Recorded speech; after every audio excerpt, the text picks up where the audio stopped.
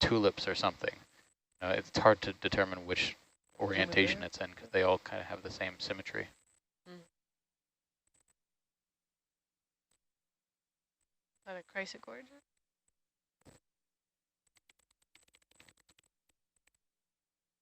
Also looks like in the sediment there was one of those xenophyophores potentially. Can we zoom back out a little bit, Jake?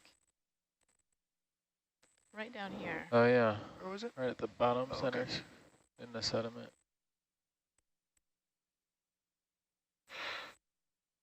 Oh, okay.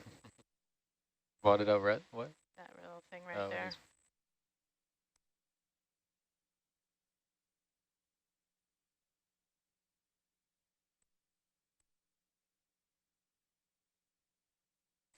You're very good at camouflage.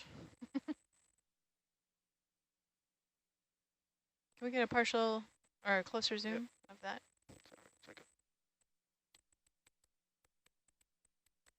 Zoom in there. Thank you. Yep, xenophyophore.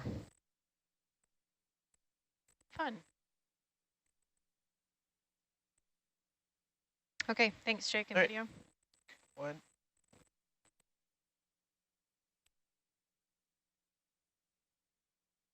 Sometimes larval fishes have been associated with living inside the folds of these xenophyophores. What are xenophyophores made of again? It looks like it's the consolidated sediment. Am I wrong? They're single-celled foraminifera that agglutinate sediments to their body. Not sure of the actual anatomical term. But yeah, they are, I don't actually know what they're living off of, probably organic material in the sediments.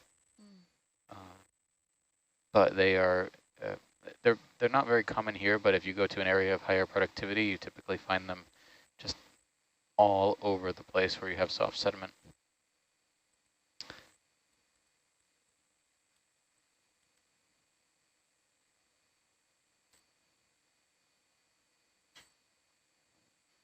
That'll be the last move, by the way, back row. Okay.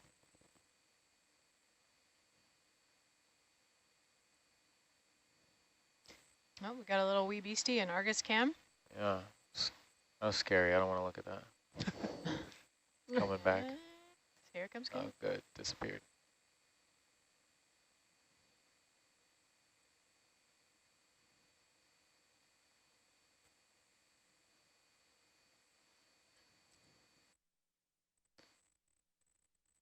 A little bit of leash left there, Jake, if you want to go look at the side of that ridge.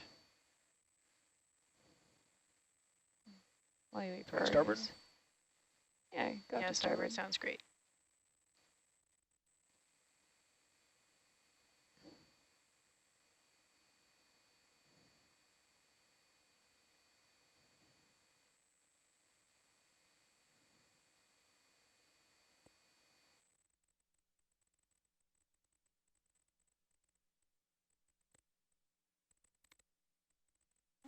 It's a nice sight.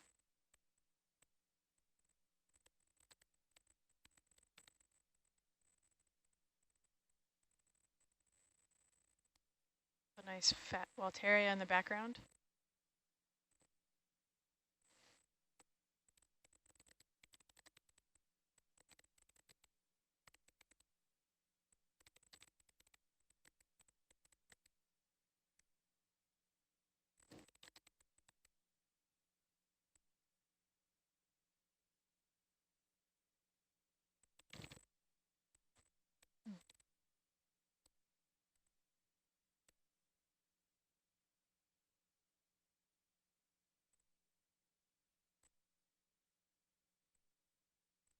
Gonna come back around towards us.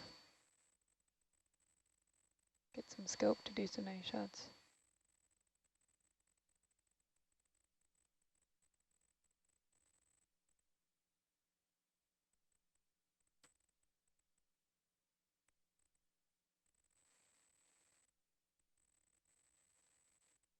Cool shot.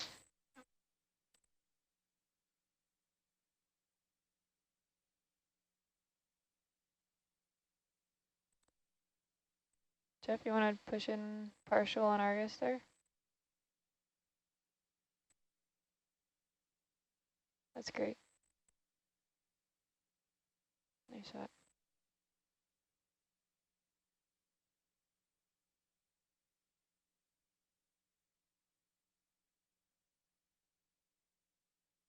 Oh, here's another one of those yellow. Yeah, if we have balls. time, can I get a zoom on the yellow pan? Yep.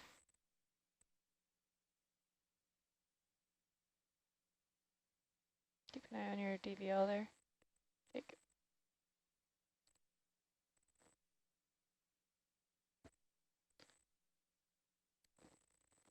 You want to come full wide on Argus too, there, Jeff?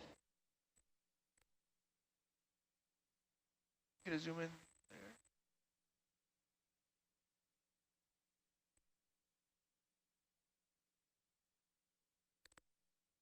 So I would say this is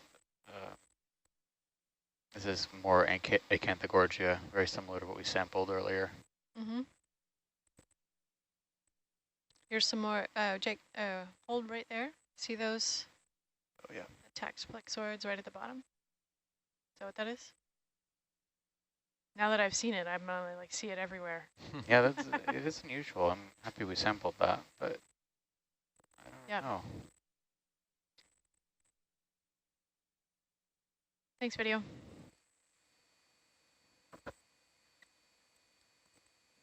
Do a little catch up. Yep.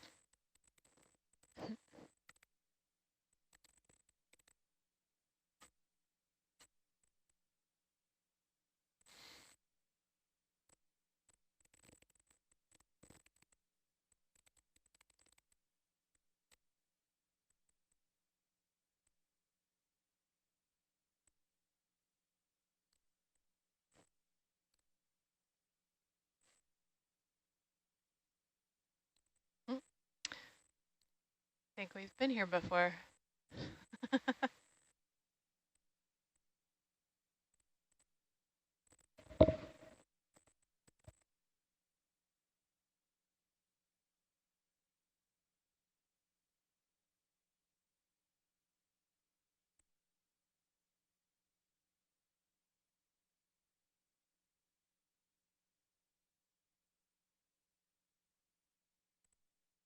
Yeah, no, we're not actually retracing our steps. We are moving south in a direction on a path we have not traveled before. Yeah, no, we did like a little tiny little loop there while we were waiting for Argus and Herc to realign. So we went right back over a coral we had just looked at just a few moments ago. Wow, it's quite a That's very cool. collection there. Yeah. You want to frame that up in a partial? Great frame and Yep. the still Yeah. cam. That Partial one. zoom. Jeff? Real estate behind that really went down in value once they established.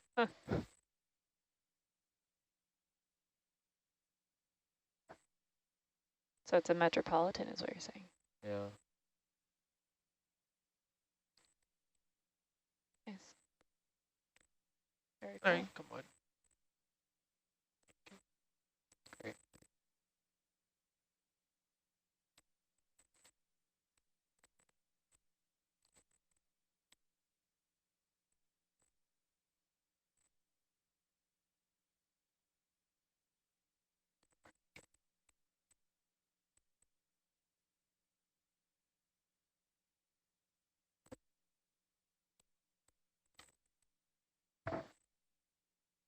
Could we have a look at those sediment ripples to the right, please?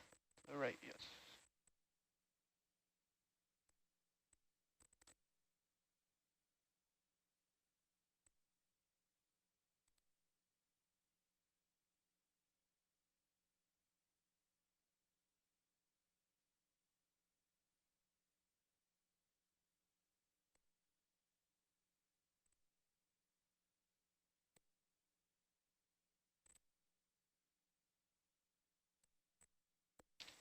Over at this vantage, they don't look super ripply, but there's at least one little ridge in it. We get a partial zoom on that, get a couple Yep. stills. Go for a zoom there. Perfect.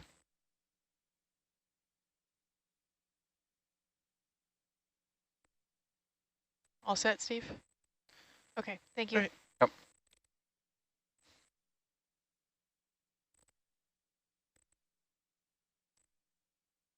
Got a fish. You. Looking forward to using C-Log soon, eventually. We're working on a new little logging fish. software. I'm going to say hi right before we end our dive. Can we get a partial There's zoom on some that? really interesting grazing on that coral behind the fish. Oh, yeah. Looks like a type of cuskeel. It's interesting. It almost looks like it's just like going downhill, even though it's doesn't seem to be swimming in that direction. So you're falling back a lot. That's good.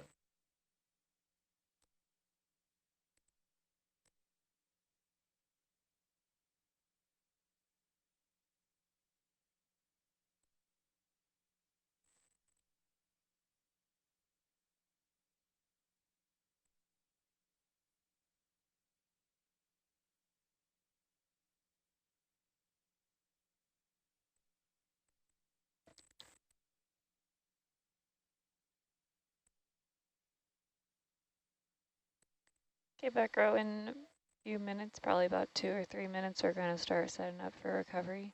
Yep. So, yeah, taking the last few moments of the beautiful corals while we can. Exactly. Copy that. Anything here you want to get a partial zoom on, Steve, while we have our final moments? No, not particularly. Okay. Yeah. We'll just stare off into the abyss. Set down. Yellow, yeah, that yellow fin back there. It's kind of interesting. Changed my mind. Maybe that yellow fin on top in the middle. Yeah, we're gonna set down for a Niskin. Oh, we want to get the Niskin off bottom. Oh, off bottom. Okay. Yeah, 20 meters or 15 meters. 15 or 20. Roger Yeah. that. Yeah, you want to sit down there, and then we'll do a switch. Oh, okay. Yeah. Urchin or something back in there too? Yeah, get some corals to look at while we switch. Coming back. Is that a big urchin? Is Kind of does look like it.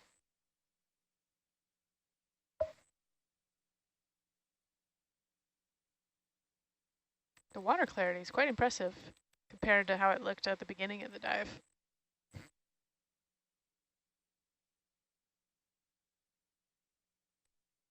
Thinking about those internal waves, and you know, it's like temporally changing. You know, it's not just the. That's true, yeah. Never hadn't really thought too much about that before. We only get a snapshot of what we see down there, and so. Slide enough. Current. Can we get a partial zoom on that You want to stick lock, and then we'll switch? urchin? Yep. Sure, he's just getting set up. Okay. Watch that ledge, so if you vertical down, you might fall off it.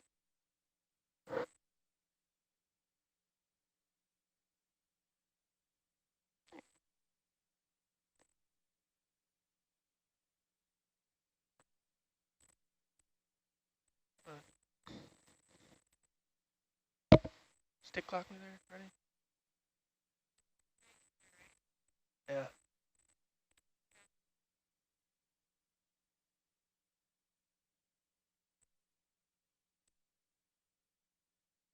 Hey.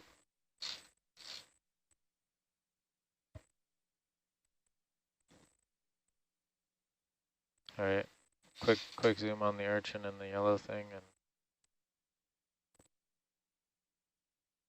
Roger that.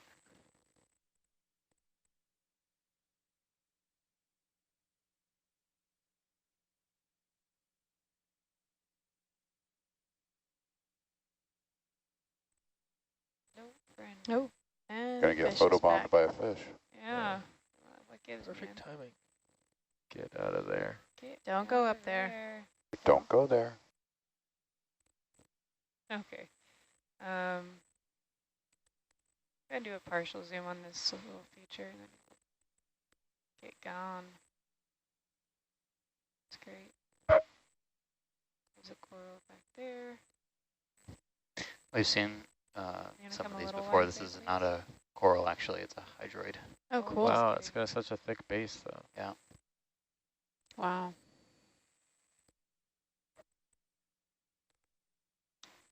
There it goes. Still nice. Substrate. Falling back over. Falling back. All right, you want to come forward there, please?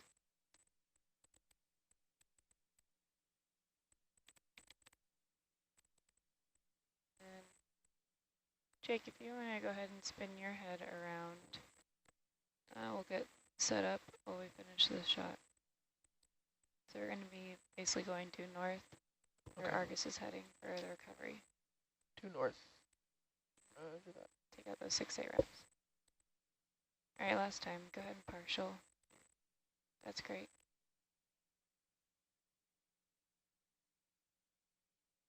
Couple brittle stars on that rock there.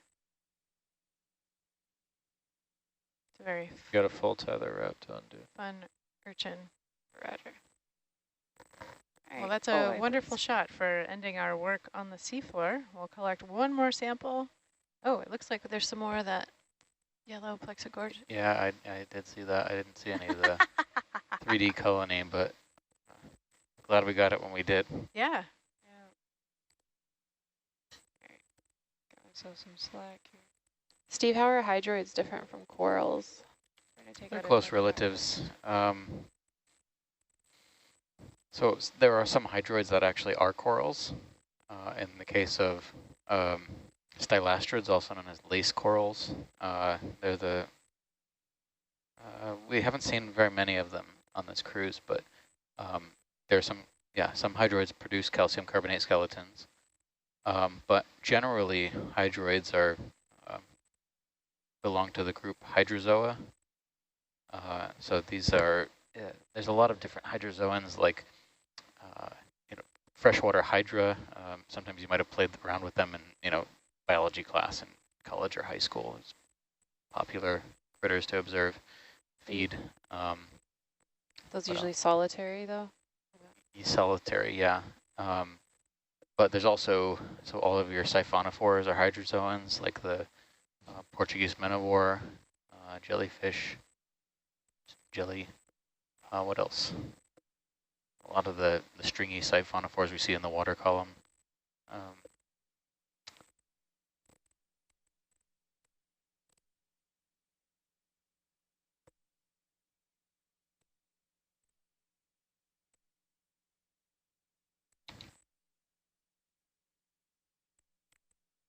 All right, Stephen, we'll make sure that we get you your 20-meter altitude sample for the Niskin.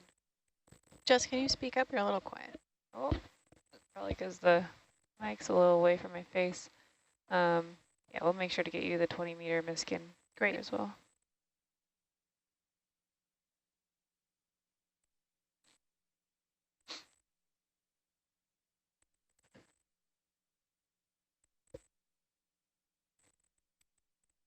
$20 meters is about all the Doppler you'll get. Roger. If you're lucky, you'll get 20 meters. You're lucky.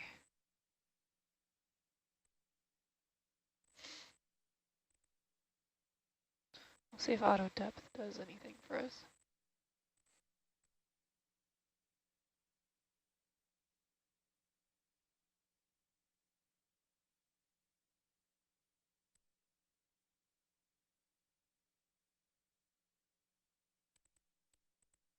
What was that Argus light flash? Yeah. That was just me taking some gain out, Oh, okay. kind of setting up for the cruise up. Yeah, just making sure it wasn't a power thing. Good eye. Thanks. Logging off bottom here. Roger. All right, we're at 2-3 depth here.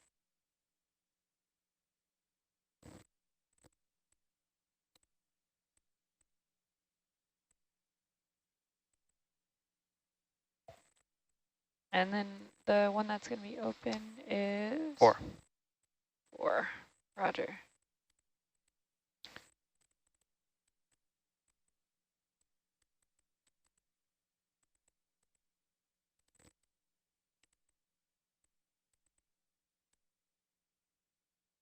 23 meters altitude.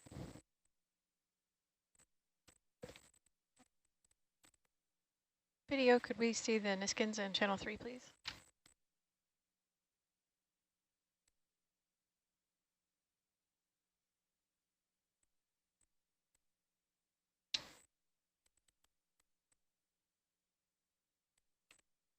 How often do you have to retape these loops? Honestly, we don't really retape them very often, so that's probably why they look a little like they have little flags.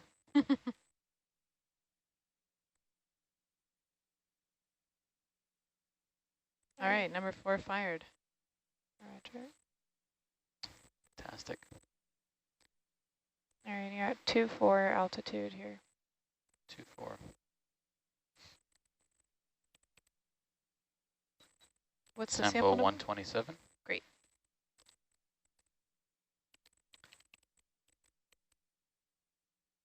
All right, let's boogie on up there, Jake. Front row, can Yep. you let us know when is a good time to observe our release ceremony once you're set up?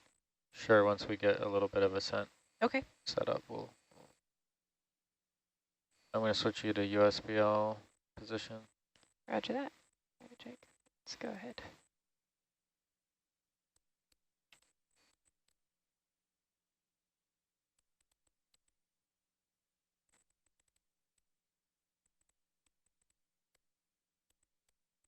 Some nice still cam pictures from our last Oh yeah, minutes of the dive today.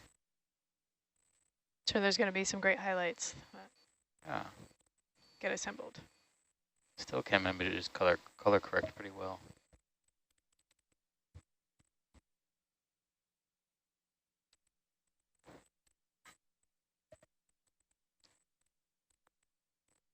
See if the lat trip helps us.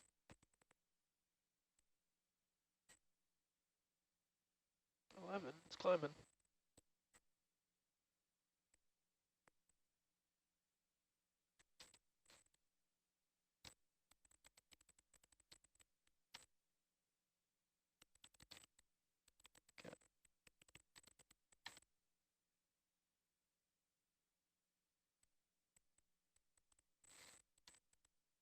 Yeah, we'll be all right. Bit shallower.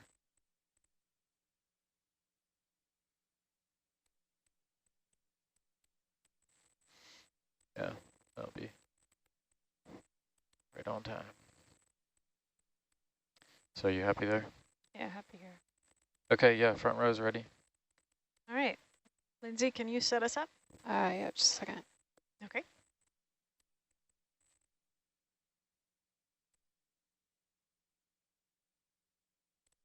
All right. So if you have been following along, if you've ever seen the end of a watch, we have a separate protocol that we're going to observe that's going to allow us to release and move on and say a sort of thank you to the work that was done.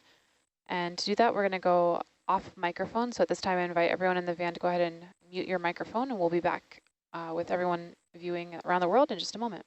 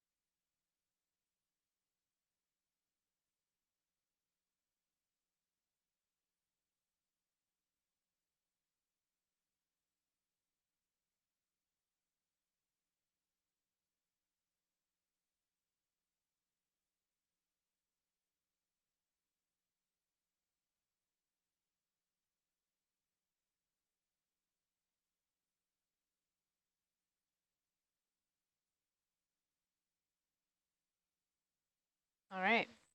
How many people are still with us, Lindsay, watching online? I can't speak for YouTube at the moment. On nautiluslive.org, we have about 20. Okay. Been with us for a few hours. Yeah, still Well, tight down. thanks for being with us. And this will be a relatively shorter ascent, since we were less than 1,000 meters when we left bottom. Keep your eyes open as we get closer to the surface. We have had a white tip shark hanging out with the boat today, so maybe they will make an appearance. And if blue water's not your thing, you can tune in again tomorrow.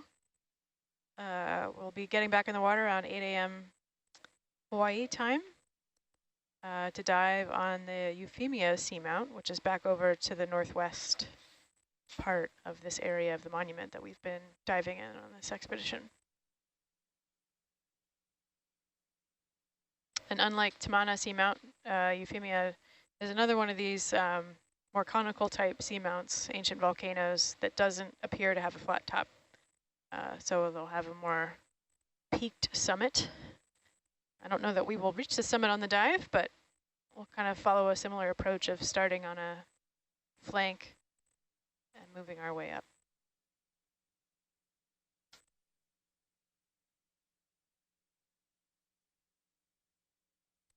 So much. We did have a question earlier that I've been kind of sitting on because we need a little more time maybe to answer it, but Jess and Jake, some folks out there are really curious about how to become ROV pilots. Can you give a little advice or tell us a little bit about your journey to become ROV pilots? Well, I think we both started as interns. Yeah. Yeah. So on the Nautilus Live website, there's a whole bunch of information on the... Jake, your microphone's really quiet. Is that? There's a whole bunch of information on the internship program on the Nautilus Live website.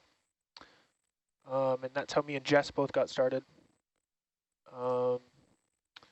But for career purposes, like I think we both studied engineering in college, and I don't know, pursued different internships and research opportunities whenever we had the chance that pertained to ocean science and that sort of thing. And kind of both led us here.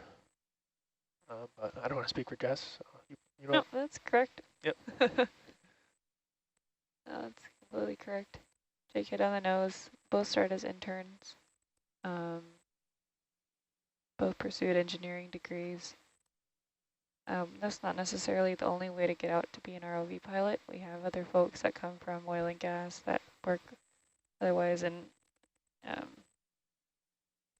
one came from the Navy, one, I don't know, just an assortment of backgrounds. So not everyone also has college degrees either, so there's a lot of other avenues coming out here. Some are more practical trades, and some are through internships that are more university streamlined, I guess. So a lot of ways to get out here to do ROV piloting. So what are some of the engineering disciplines that the ROV crew uses? Electrical, hydraulic, all of that kind of stuff. Yeah. Engineering disciplines, yeah, mechanical engineering is one big one, ocean engineering, electrical engineering. Yeah. More CS would probably be useful for us. I was just going to say, yeah. So anything in computer science that kind of running the programs that run the vehicles. Yeah. Yeah. For those playing along at home, there's what, 1, 2, 3, 4, 5, 6 that I can think of off the top of my head just for you two. 6 what? Computers, various computers. Rennie just has a gaggle of computers. I have a lot of computers. Flung about the cat, and it's just, they're everywhere. It's too many. Gaggle. A gaggle of computers. What is a gaggle used for otherwise? Geese. Geese. Geese, okay. So when he says a gaggle, he either has a bunch of screens or a bunch of geese in front of him. Yeah. I'm known for my geese collection. This is what happens when we launch and recover. Blue water to begin with, blue water to end with. And we're all kind of going, geese of computers, yes. How many mega wing flops is that?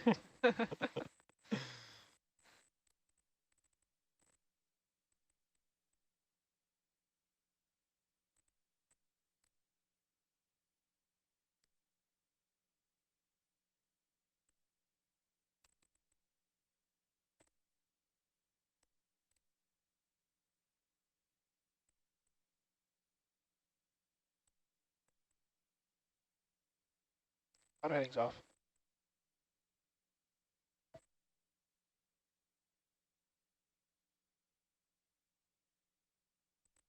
What is our ascent rate?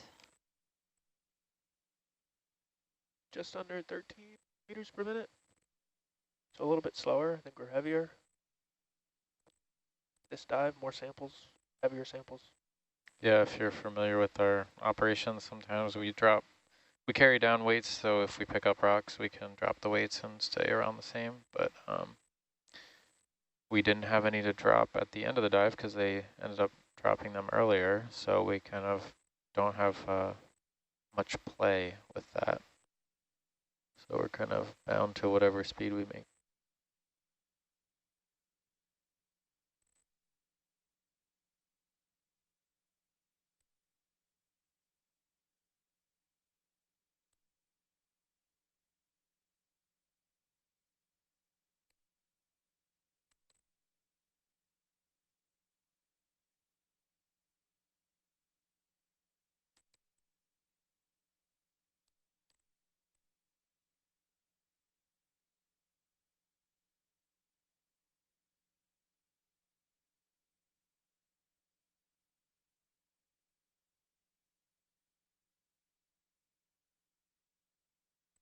How many samples total did we collect on that dive, Steve?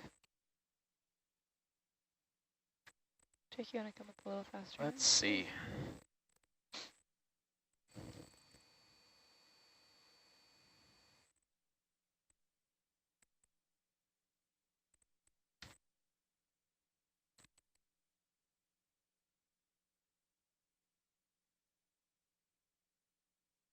$18.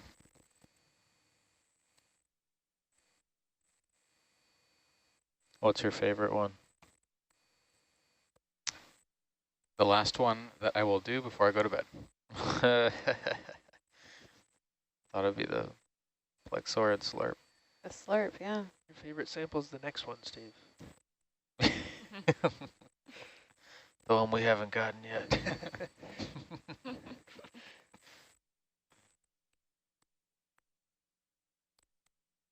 The most exciting sample is the one that you haven't seen yet. Yeah.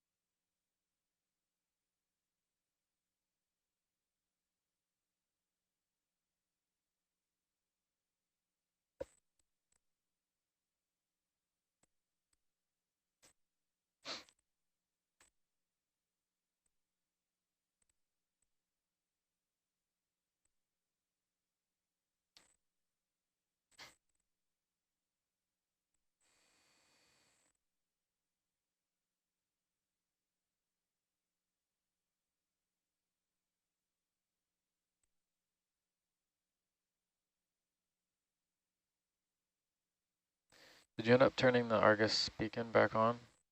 Did, and it was... No, it was 1 ohm. It was worse? Oh. Because we thought it was mega ohm. And it turns out full ohm. Yep. 1 full ohm. I guess that's what because I told Trevor, I was like, it was a hard fault. I was like, it was 1. He's like, 1 what? I was like, and I couldn't remember if it was a mega ohm or ohm. I think when we first saw it, it was a mega ohm. Secured it anyway, and then we turned it on at the start of the shift, and it was 1 ohm. Well, I'm glad it still works. Powered off. Very much so powered off. Not flooded.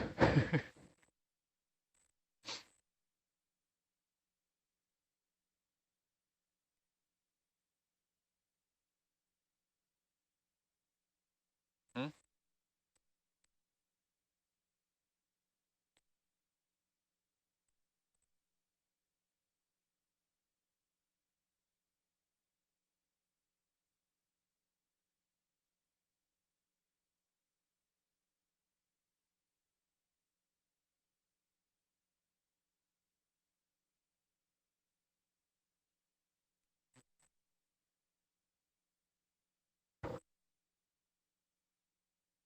That'll be fine.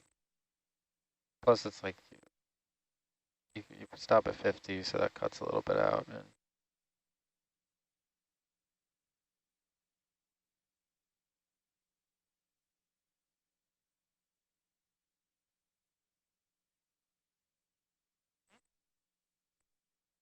I was looking up something.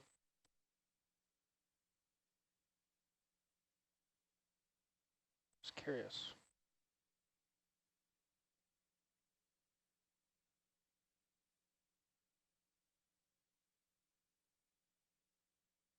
$750 meters to go.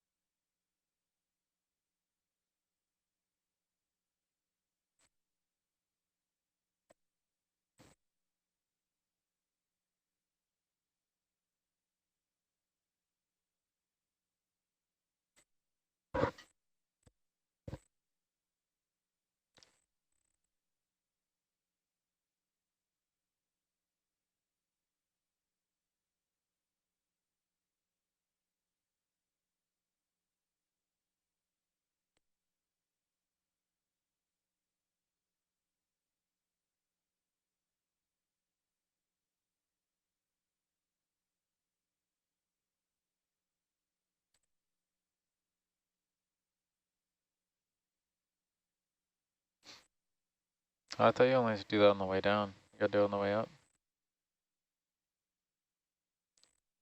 I'll write that down.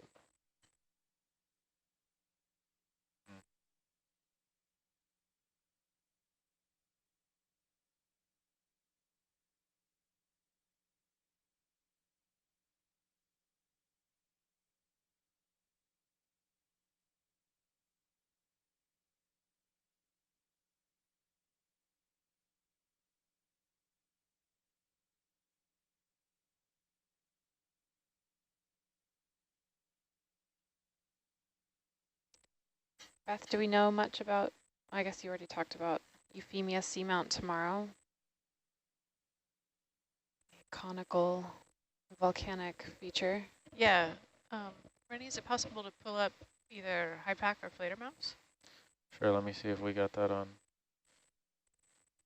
later mouse. Which one? Oh, I'm all messed around. There we Okay. go. Euphemia is the one just to your left. Yeah, This there one? it is. Right. So for folks tuning in, if you want to look at channel 3 or the lower left quad, this is a view of Euphemia seamount, which is to the south-southwest of Don Quixote seamount that we've visited earlier in this expedition. So you can see it has this conical shape with a couple of little ridge features, and the summit. We're going to be diving, I believe, on the northwestern side. Yep, This that one? little ridge right there to the northwest. We'll start at about 1,900 meters and work our way up towards the summit. And yeah, we'll see what there is to be seen. It'll be the first dive on the seamount. So our previous dives on the Don Quixote seamount that were on a similar trajectory of northwest to southeast revealed really high density, I think the highest density sponge and coral communities we've seen so far. So this selection of that same kind of strike will help us see if that's a general trend or something unique to Don Quixote. So again, we'll be starting the dive tomorrow at 8 a.m. Hawaii time, a little over 8 hours from now, 9 hours from now. And it will be a roughly 12-hour dive, I believe. Yeah. So that's the plan.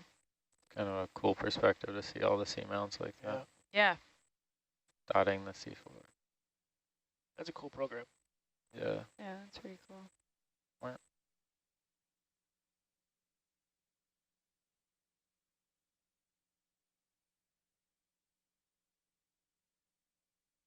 Oh, that's an 8th guy there.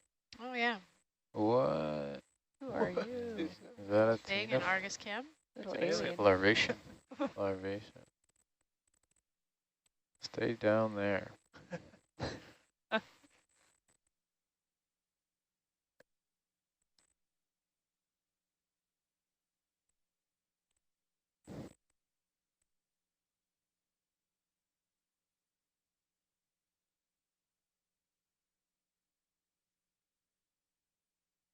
Do you know if we have any other dives planned at Tamana?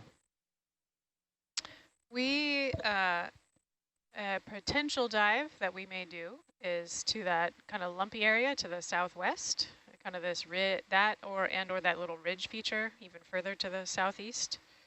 Did I say southwest earlier? Yeah, I sorry, meant this one. southeast. So Yeah. this bumpy stuff or that? Yes, one of those two areas. Okay. We've been discussing whether we might do a dive in that area. Cool. Yeah, so for the remaining days, diving days in this area, depending on weather, we want to try to get in a dive on Euphemia, maybe a dive on Sovereign Seamount, which is that one just north of Tamana. So we might have a chance to get a dive in there. We also want to head further south again and maybe visit some of these seamounts. So Paul or Starling or Ika Ika, which is the second to last one. So a lot of different targets still remaining. Let's see what we can actually squeeze in the time we have left. Cool. Keeps going. Yeah. Yeah. Sorry, I'm like erratic. Now, did we do that mapping, or is that from the mapping crews?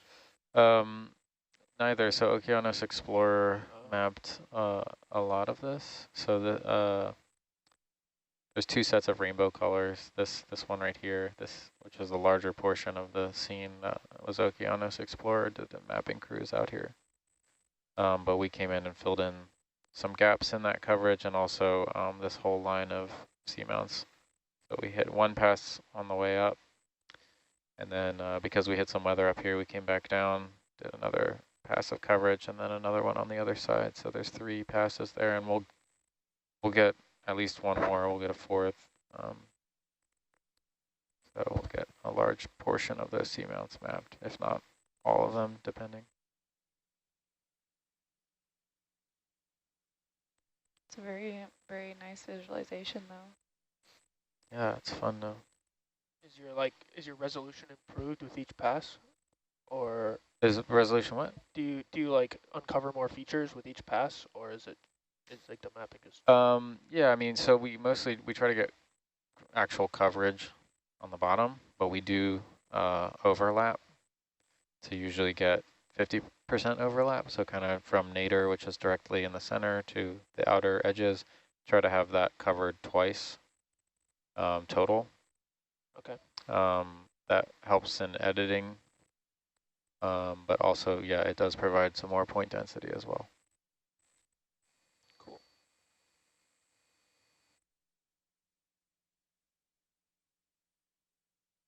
Yep.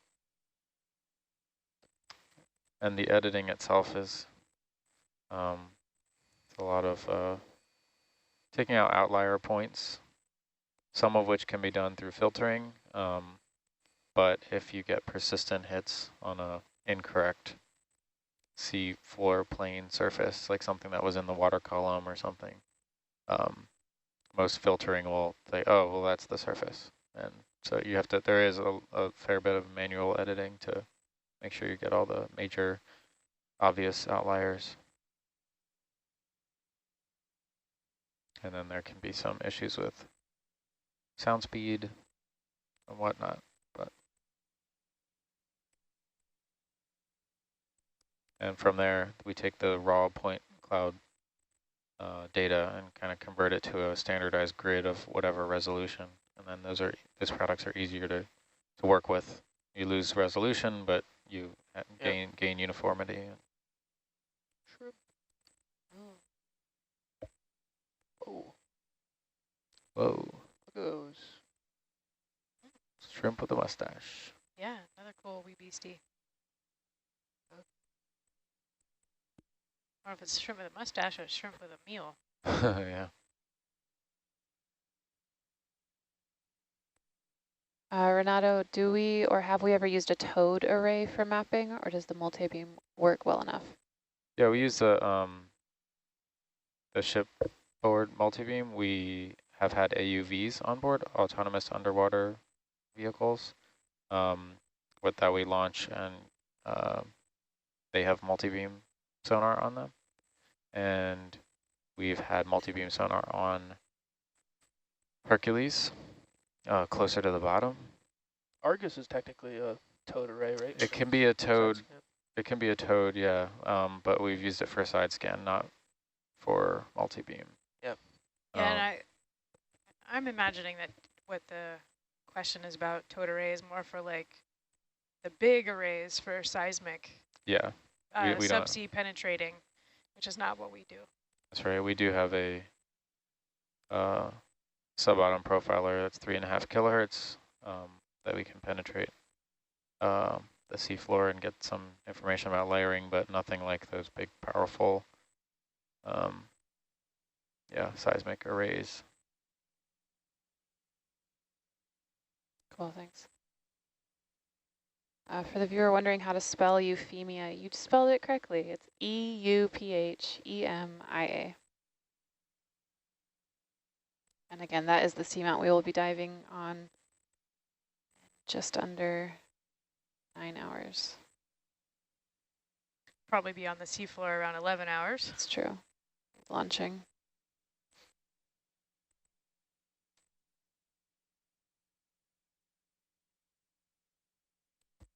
See if there's a Chimera project on here.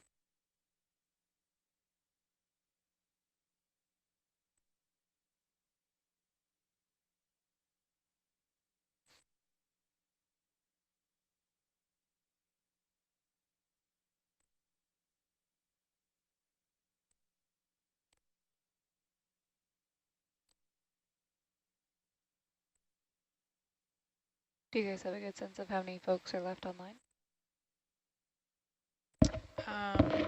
Yeah, Lindsay can look and see. I know that I can't see how many people are watching on YouTube, but occasionally someone will I could put go to YouTube and watch.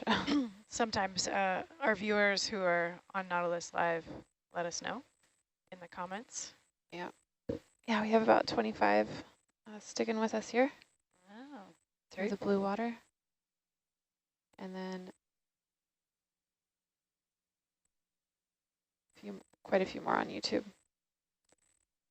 Yeah, and if you are on YouTube and wondering how to get to that chat feature, you can send messages. Thank you, 263 viewing on YouTube. You can use the message feature on nautiluslive.org. Look for the little green dot that says send us your message.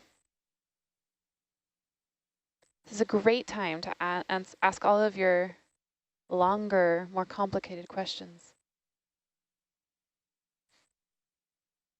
Although they're welcome at any time. You're always welcome. We just might not be We able just to might not answer them. So if do you still have that computer up, Jeff? MB Proc? Yeah.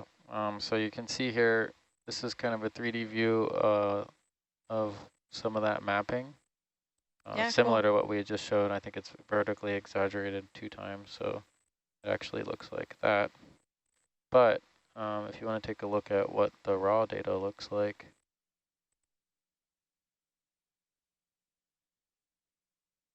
take a chunk of it like this.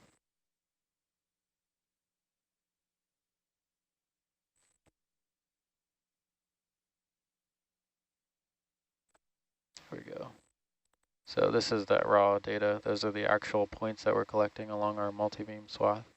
Right now it's colored by depth, but I can color it. So we had 2 different passes that collect, or actually 3 different passes that collected this data. You see the teal, purple, and then the darker purple. Mm-hmm. So that kind of helps understand outliers a bit better and get a little more density. Let me go back to depth. Yeah, but you can see it's quite dense data here. It's really, really cool, fun to work with. And remind us again, what is the pixel resolution here? So this is, there are no... or not pixels, but... Yeah, so the distance between, it'd be hard to tell in this view actually, but I think that our resolutions that we were getting for our main, where is it? That map here, I think that is 75 meter resolution, and then it's smoothed a bit in the program as well. Sure. So that's about what we found we could get, Okay. but you can get higher resolution in probably the shallower parts of this seamount. Yeah. Which is what I'm in right now.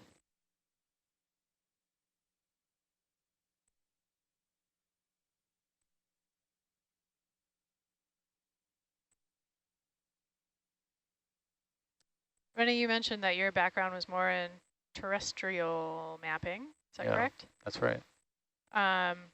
What are some of the biggest differences between that work and working in underwater? Well, I'll start with similarities. So at this stage, what I'm doing right here is almost the same, really, as I was working with LiDAR, which is light through air rather than sound through water. Yeah. And the end result is a point cloud of 3-dimensional XYZ points.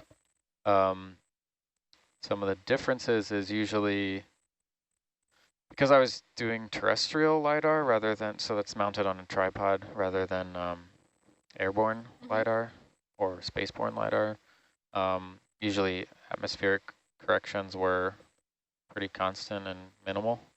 Whereas in when you're working sound through water, we are constantly collecting information about the speed of sound through any given body of water. It's in salt water, it's generally 1,500 meters per second, but that changes given depth, salinity, and temperature, and that varies along the profile of the water column as well. So at the surface, you can imagine during the day, the sun warms the surface, it's going to be higher in temperature up there. So we have to trace how the sound travels through the water. For working in depths around 2,000 meters, how much of a correction does that, like how much would you be off if you didn't use those corrections and just picked a number like 1,500? Yeah, let's see. At nadir, so directly below the ship, we'd have less of, if we just, were around 1,500. Not too much. I mean, I'm not quite. I don't think it would be tens of meters, maybe, but it's towards the edges. So think about a triangle, yeah. So directly below is less water to travel through than an angle. And like I was saying, on a different watch, it was, like could be 4 kilometers on either side. So goes through quite a bit of water, and so what you see is, let's see if I can bring up here. I'll go back. So you'll see in a given swath that we're collecting data in, the edges would have some. This is remarkably good data, so of course I can't really give an example, but the edges of that data may, we call it either smiling or frowning, kind of raise above the surface next, that underlying surface, or go below. And so we'd either have to correct that sound speed in post-processing, or we could cut the outer beams out, which was in opportunity we'd be afforded because we've doubled our coverage. Yeah, okay. But those sound speed errors at the edges can be quite significant, in the tens and hundreds of meters. So in addition to that correction, right, the other difference between what you were doing on land is that our point source of sound is also moving constantly. That's right, yeah. So in terrestrial LiDAR, I would just kind of lock into a frame, given some kind of constant markers. Airborne LiDAR is more similar to ship, and you'd need, so on the ship we have a MRU, motion reference unit.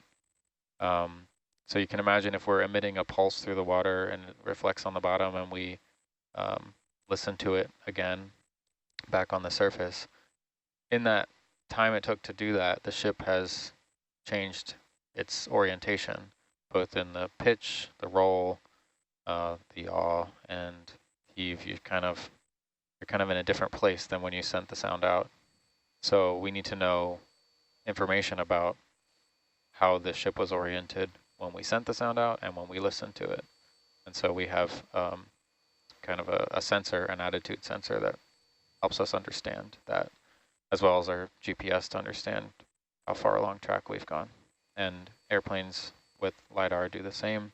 I believe they call it an IMU, inertial motion unit. But yes.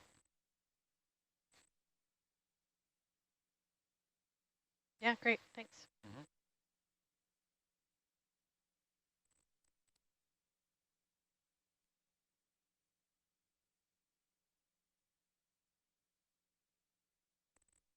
Comments. Sounds like a lot of trigonometry and some intense math. Yeah, thankfully computers do a lot of that. But yes, there is some trig involved and just planning and whatnot.